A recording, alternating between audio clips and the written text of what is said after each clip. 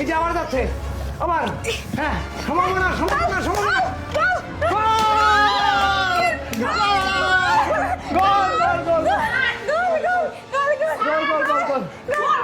হাত ধরো আরে গোল গোল গোল গোল গোল তো ঠিক আছে তুমি কে খেলা দেখতে খেলা খেলা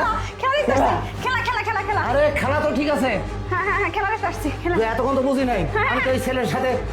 বারবার করে হাত দিলাম আমি আপনার সামনে দিয়ে আসি যে গোল পেয়েছে তখন খেলা দেখতে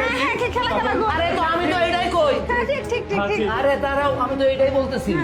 যে আমি অনেকক্ষণ ধরে এই ছেলেটা দেখতেছি আমার মাঝে মধ্যে নাই আবার ধাম করে আসতেছে হাত মিলাইতেছি তোমার সাথে হাত মিলাচ্ছি হিমানি বেলুন ফুটাচ্ছে ওদিকে গোল হচ্ছে আবার আমরা নাচানাচি করতেছি সব ঠিক আছে কিন্তু এই ছেলেরে মাঝে দেখি আবার দেখি নাই আবার দেখি নাই কিন্তু ছেলেটাকে স্যার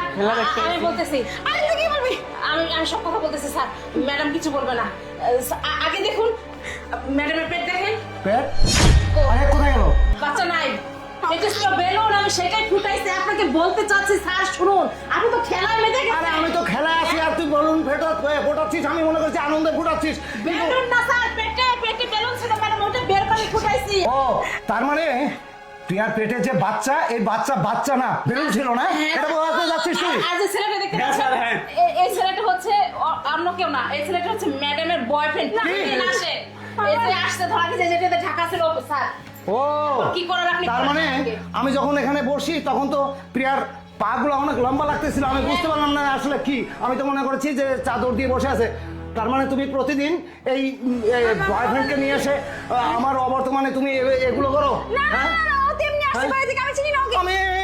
আমি কি করবো হ্যাঁ তুমি এই খেলার সময় তুমি আমাকে এইভাবে একজন বোকা বানালে হ্যাঁ এরকম বোকা কোনো স্বামীকে বানায় ও আমি কি করবো আমাকে নিয়ে এইভাবে বোকা বানানোতে সার্কাসের জোকার বানানো হয়েছে আমাকে